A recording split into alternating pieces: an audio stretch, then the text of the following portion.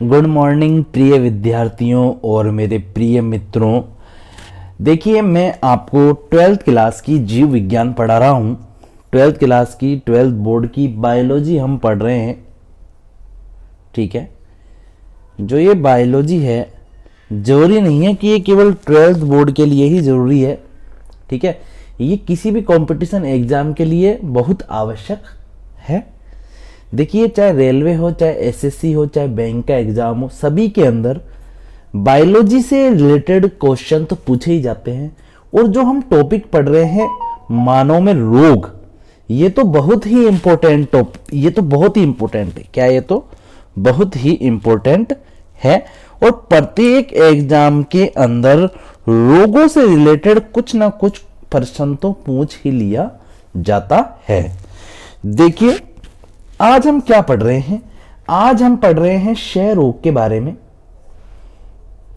क्षय रोग का हम अध्ययन कर रहे हैं। क्षय रोग को आप देख सकते हैं, जो ये क्षय रोग होता है इसे क्या कहते हैं?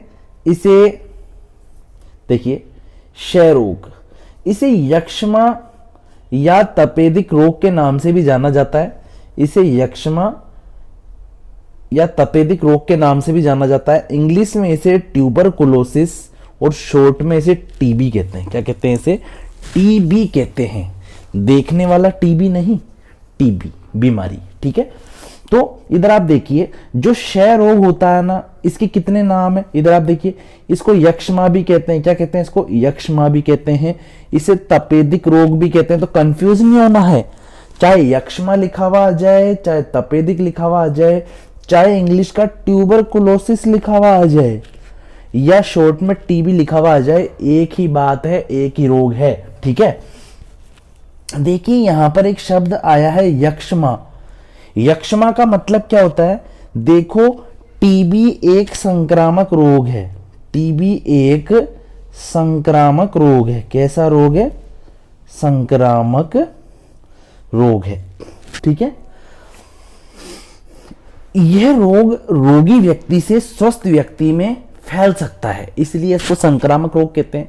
क्या होता था पहले? राजा महाराजाओं का जमाना था। किसका जमाना था? पहले राजा महाराजाओं का जमाना था। अब राजा महाराजाओं के समय में क्या होता था? राजा महाराजाओं के समय में यह होता था कि अगर किसी को टीबी रोग हो जाता था, अगर किसी को क्या हो जाता था? टीबी रोग हो जाता था, तो क्या किया जाता था? उसको ना अलग थलग कर देते थे। उसको किसी भी शादी में, किसी भी विवाह समारोह में, किसी भी फंक्शन में, या कुछ भी, किसी का जन्मदिन हो, कुछ भी हो, या किसी का मरण दिन भी हो, उसको जाने नहीं देते थे। उसको बोलते थे तो चुपचाप बैठा रहता, कमरे में बंद कर देते थे उसको, निकलना नहीं है, इसको कहीं पे फंक्शन वगैरह में जाने नहीं देना है। तो एंड में क्या होता था?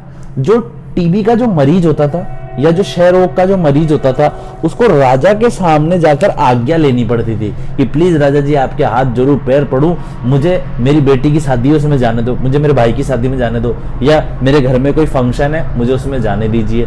फिर अगर राजा जी परमिशन देते थे तो ही क्षय रोग का मरीज उस समारोह में जा पाता था, वरना नहीं जा पाता था। इसलिए इसे क्या बोलते थे? यक्ष्मा रोग कहते हैं। इसलिए इसे क्या बोलते हैं? यक्ष्मा रोग कहते हैं, क्योंकि यहां पर जिसको यह रोग हो जाता था ना, वो राजा के सामने जाकर क्षमा याचना करता था, हाथ जोड़ू, पैर पड़ू, मुझे मेरा जो फंक्शन है उसमें जाने दीजिए, ऐसे। ठीक है ना, ऐसे। देखिए, भारत में प्रति 1000 में से 15 व्यक्ति इस रोग से पीड़ित होते हैं। भारत में हर 1000 में से 15 व्यक्ति टीबी से पीड़ित है। यह रोग एक जीवाणु द्वारा होता है। जीवाणु का क्या नाम है? Mycobacterium tuberculosis. यह रोग माइकोबैक्टीरियम ट्यूबरकुलोसिस जीवाणु द्वारा होता है। अब अपन क्या पढ़ेंगे? टीबी रोग के लक्षण पढ़ेंगे कि अगर टीबी रोग हो जाए तो क्या क्या शरीर के ऊपर दुष्प्रभाव पड़ते हैं। इधर देखिए आप ध्यानपूर्वक, देखिए बेचारे इस व्यक्ति को, इसको टीबी हो चुका है। ठीक है, और इसका शरीर हड्डियों का एक ढांचा बन चुका है। क्या बन चुका है? हड्डियों का एक ढांचा बन चुका है। इधर आप देखिए, टीबी रोग के अंदर क्या होता है? टीबी रोग में खांसी होती है। क्या होता है इसके अंदर बच्चों? इसके अंदर खांसी होती है। क्या होती है इसके अंदर? खांसी, बुखार हो जाना, वजन का घटना, तेजी से वजन घटने लग जाता है, थकान महसूस होना। यह रोग अगर लंबे समय तक बना रहे, यह रोग अगर क्या हो बच्चों, लंबे समय तक बना रहे, ठीक है, अगर यह रोग लंबे समय तक बना रहे तो व्यक्ति हड्डियों का ढांचा बन जाता है, आंखें अंदर धंस जाती है, भूख नहीं लगती है, जिससे रोगी व्यक्ति अत्यधिक कमजोर हो जाता है। यहां पर आप देखिए इस बेचारे व्यक्ति को, इसको टीबी हो चुका है और इसका इलाज नहीं हो रहा है। इसको बहुत लंबे समय से टीबी हो रखा है, इसको क्या हो रखा है, बहुत लंबे समय से टीबी हो रखा है, जिसके कारण क्या हो गया, इसके शरीर का वजन बहुत कम हो गया और इसका शरीर एक हड्डियों का ढांचा बनकर रह गया है। ठीक है, आगे देखिए संक्रमण कैसे होता है, इसका संक्रमण के बारे में देखते हैं। संक्रमण, फेफड़े के क्षय रोग से पीड़ित व्यक्ति, ये देखिए फेफड़े के क्षय रोग से पीड़ित व्यक्ति के थूक, बलगम, छींक व खांसी से रोगाणु हवा में मिल जाते हैं और स्वस्थ व्यक्ति के सांस लेने पर उसके शरीर में प्रवेश कर जाते हैं। जब रोगी क्या करता है बच्चों, किसी को अगर फेफड़ों में टीबी हो रखा है और अगर वो व्यक्ति छींकता है या वो व्यक्ति थूक देता है यहां वहां, तो उसके थूक में जीवाणु है। टीबी की क्या है, उसके थूक में जीवाणु, यहीं थूक दिया कहीं पे भी, आज थूक करके रोड पे, छत पे थूक दिया, कहीं पे भी थूक दिया। कई लोग थूक देते हैं ना ऐसे पागलों की तरह, यहाँ वहां सफाई का ध्यान नहीं रखते हैं, और अगर उनको टीबी हो तो मतलब वो टीबी के जीवाणु फैला रहे हैं यहाँ वहां। बलगम मतलब क्या होता है, कफ, कहीं ऐसे लोग ऐसे करते हैं, हाँ थू ऐसे करते हैं, तो उनके बलगम की बीमारी होती है। ठीक है, छींक आ जाती है, कई लोग मुंह पे हाथ नहीं रखते, रुमाल यूं ही छींक देते हैं, छी, ठीक है, छींक आ जाती है, खांसते रहते हैं कई लोग। तो जब टीबी का, जब फेफड़ों से संक्रमित कोई टीबी का मरीज क्या करता है, थूक देता है, बलगम को थूकता है, छींकता है, खांसी करता है, ठीक है, तो उसके जो थूक के जो कण निकल रहे हैं मुंह से, उसमें रोगाणु होते हैं, वो रोगाणु हवा में मिल जाते हैं। रोगाणु क्या होते हैं, जीवाणु। रोगाणु मतलब क्या है, टीबी के जीवाणु। टीबी के जीवाणु ही तो रोगाणु है, टीबी के जीवाणु है रोगाणु। ठीक है, टीबी के जीवाणु, ये जीवाणु या रोगाणु हवा में मिल जाते हैं, तो स्वस्थ व्यक्ति जब सांस ले रहा होता है तो उसके शरीर में प्रवेश कर जाते हैं। शरीर में जब प्रतिरोधी क्षमता कम होती है तो उसके शरीर में रोगाणु अपनी संख्या तेजी से बढ़ाते हैं। ठीक है, तो अपनी संख्या में तेजी से बढ़ जाते हैं, तो पस या बलगम के साथ में बाहर आते हैं। कभी कभी बलगम में रक्त भी आता है। यह रोग हवा व पानी द्वारा होता है।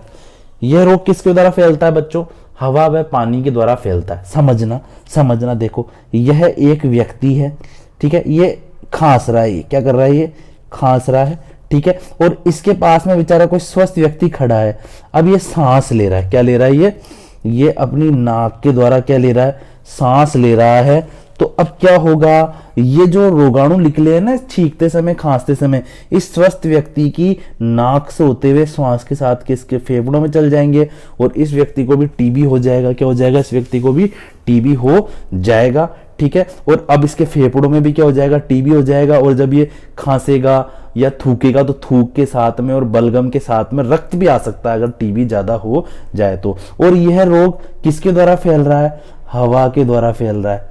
ये बीच का माध्यम क्या है, हवाई तो है बच्चों, हवाई से ही तो होते हुए रोगी के मुंह से वो जीवाणु रोगाणु निकलकर दूसरे स्वस्थ व्यक्ति के पास में जा रहे हैं। इसका बचाव व उपचार क्या है, बचाव व उपचार, रोगी के वस्त्र, रोगी के बर्तन आदि का उपयोग नहीं करना चाहिए। ये नहीं कि रोगी के बर्तन में खाना खा रहे हैं, उसके तौलिए को पहन रहे हैं, उसके कपड़े पहन रहे हैं, ठीक है ना, तो उसके जो वस्त्र होते हैं, जो बर्तन होते हैं, उसका उपयोग नहीं करना चाहिए। ठीक है, क्षय रोग से ग्रसित पशु के दूध में भी रोग के रोगाणु पाए जाते हैं। भैया टीबी रोग पशुओं को भी होता है, टीबी रोग किसको होता है, पशुओं को भी होता है। ठीक है, तो यहां पर क्या बताई गई है इंपॉर्टेंट बात, कि जो टीबी रोग होता है ना, टीबी रोग, इधर आप देखिए, क्षय रोग से ग्रसित पशु के दूध में भी रोग के जीवाणु पाए जाते हैं।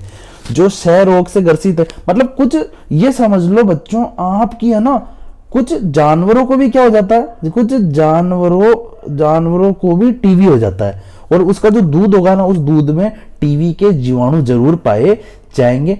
ठीक है, टीबी रोग से ग्रसित व्यक्ति को अलग रखा जाना चाहिए, उसके वस्त्र बर्तन आदि गर्म पानी से उबालकर साफ करने चाहिए। रोगी द्वारा त्यागा गया जो मल मूत्र है, ठीक है, या जो बलगम है, उसको मिट्टी के नीचे दबा देना चाहिए। दूषित जल, दूषित भोजन आदि का सेवन भी नहीं करना चाहिए। रोग से बचने के लिए डिप्थेरिया मनुष्य के लिए बीसीजी टीके लगवाने चाहिए। ठीक है, देखिए इधर आप देखिए ध्यानपूर्वक, रोग से बचने के लिए क्या करना चाहिए? बीसीजी का टीका लगवाना चाहिए। रोग से बचने के लिए क्या करना चाहिए बच्चों? बीसीजी का टीका लगवाना चाहिए दूसरे के द्वारा। इधर आप देखिए ध्यानपूर्वक, यहां पर कुछ गलती है इस पीडीएफ में। रोग से बचने के लिए इसको अपन हटा देते हैं।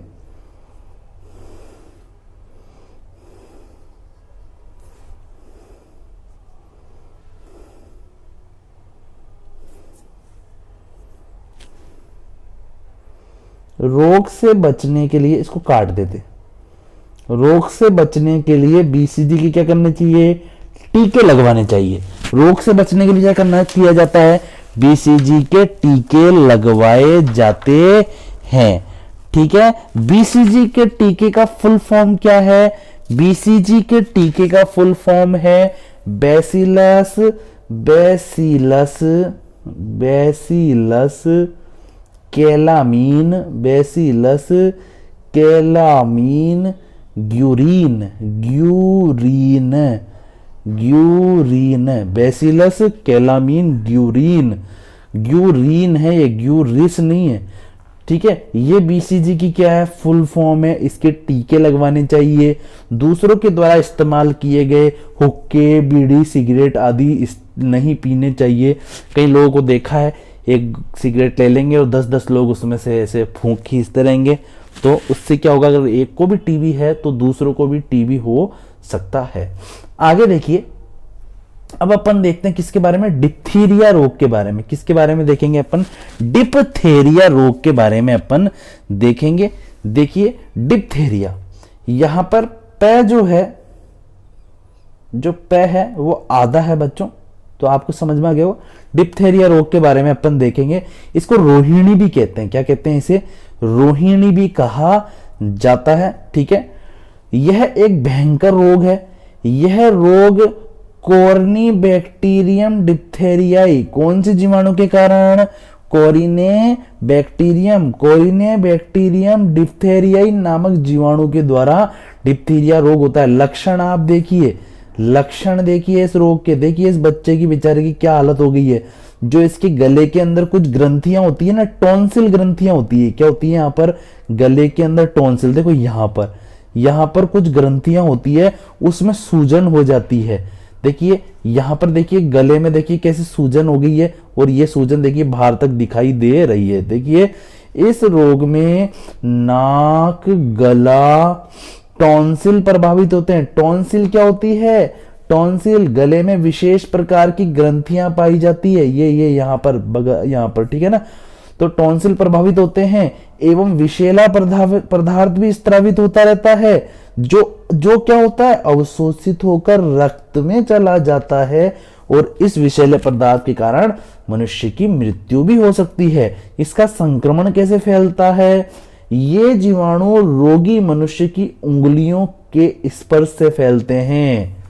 ठीक है, अगर किसी व्यक्ति को डिप्थीरिया है और वो यहां वहां बर्तनों को छू रहा है, खाने पीने की वस्तुओं को छू रहा है, फ्रिज की बोतल को छू रहा है, और आप भी उसी फ्रिज की बोतल को छू रहे हो, नहीं खाने पीने की वस्तु को छू रहे हो, नहीं कपड़ों को छू रहे हो, नहीं बर्तनों को छू रहे हो, तो आपको भी डिप्थीरिया रोग हो सकता है। तो ये जीवाणु रोगी मनुष्य की उंगलियों के स्पर्श से फैलते हैं। खाने के बर्तन, खिलौने, पेंसिल आदि वस्तुओं पर स्पर्श से जीवाणु का प्रसरण अर्थात ट्रांसमिशन होता है। इसके अलावा रोग ग्रसित व्यक्ति के छींकने, खांसने से जो द्रव की बूंदें उसके मुंह से निकलती है, उससे भी यह रोग फैलता है। ठीक है, इसका बचाव और उपचार क्या है बच्चों? डिप्थेरिया रोग से बचने के लिए ग्रसित व्यक्ति को पृथक रखना चाहिए। सभी बच्चों को इस रोग का प्रतिरोधी टीका लगवाना चाहिए। बच्चों को पास्तुरीकृत दूध दिया जाना चाहिए। देखिए इस रोग से बचने के लिए क्या क्या करेंगे अपन। सबसे पहली बात तो जो जिसको रोग हुआ है ना उसको अलग रखेंगे। क्या रखेंगे? उसको अलग रखेंगे कि भाई साहब आपको डिप्थेरिया हो गया है, आप थोड़ी दिन अलग आराम कीजिए, ठीक है। लेकिन ये नहीं कि बेचारे को अलग कर देना बिल्कुल ही कि हट फुट, ऐसे नहीं। मतलब अलग कमरे में रखना, ख्याल रखना उनका, लेकिन थोड़ी सोशल डिस्टेंसिंग बनाते हुए, ठीक है।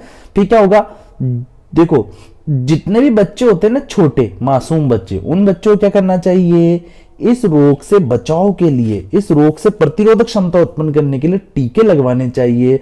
बच्चों को पास्तुरीकृत दूध दिया जाना चाहिए। पास्तुरीकृत दूध का मतलब क्या है, दूध को गर्म करके दिया जाना चाहिए। गर्म करने से दूध में उपस्थित रोगाणु या जीवाणु मर जाते हैं, ठीक है। तो इधर आप देखिए आज अपन ने क्या पढ़ा। आज अपन ने पढ़ा दो महत्वपूर्ण जीवाणुओं रोगों के बारे में। अपन ने पढ़ा कि जीवाणुओं के द्वारा एक तो होता है यक्षमा रोग। कौन सा होता है?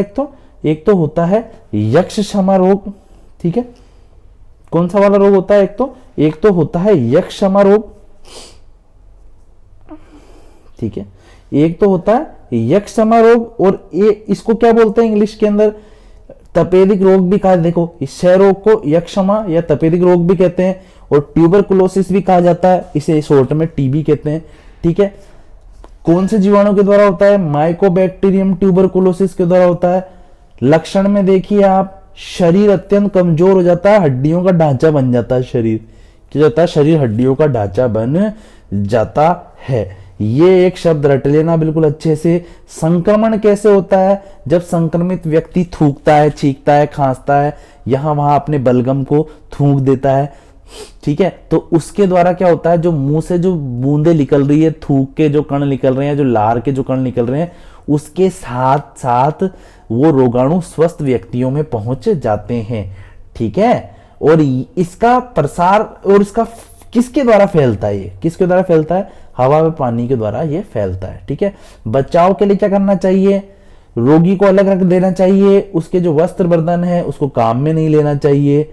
आ रही है बात आपको समझ में? और जो क्षय रोग से ग्रसित जो पशु होता है ना, उसके दूध में इस रोग के रोगाणु पाए जाते हैं, तो दूध को उबाल कर पीना चाहिए और BCG के टीके लगवाने चाहिए। और दूसरों के द्वारा इस्तेमाल की गई हुक्के, बीड़ी, सिगरेट आदि को प्रयोग में नहीं लेना चाहिए। और वैसी सही बात बताऊं तो पीना ही नहीं चाहिए, ठीक है। दूसरों को तो क्या, खुद को भी लेके नहीं पीना चाहिए। डिप्थेरिया रोग के बारे में आप देखिए आप, डिप्थेरिया भयंकर रोग है। कॉर्निबैक्टीरियम डिप्थेरियाई जीवाणु के द्वारा होता है। लक्षण आप देखिए ध्यानपूर्वक। सबसे ज्यादा इसमें क्या प्रभावित होता है? गला प्रभावित होता है। ये टॉन्सिल प्रभावित होते हैं। क्या होते हैं? ये टॉन्सिल प्रभावित होते हैं। इस रोग में नाक, गला, टॉन्सिल प्रभावित होते हैं। विषैला पदार्थ निकलता है इस रोग के दौरान इन टॉन्सिलों में से और गले में से, जिसके कारण क्या होता है, ये रक्त में पहुंच जाता है विषैला पदार्थ। इससे व्यक्ति की मृत्यु हो सकती है, ठीक है। स्पर्श से फैलता है। किससे फैलता है? मुख्यतः उंगलियों के स्पर्श से फैलता है।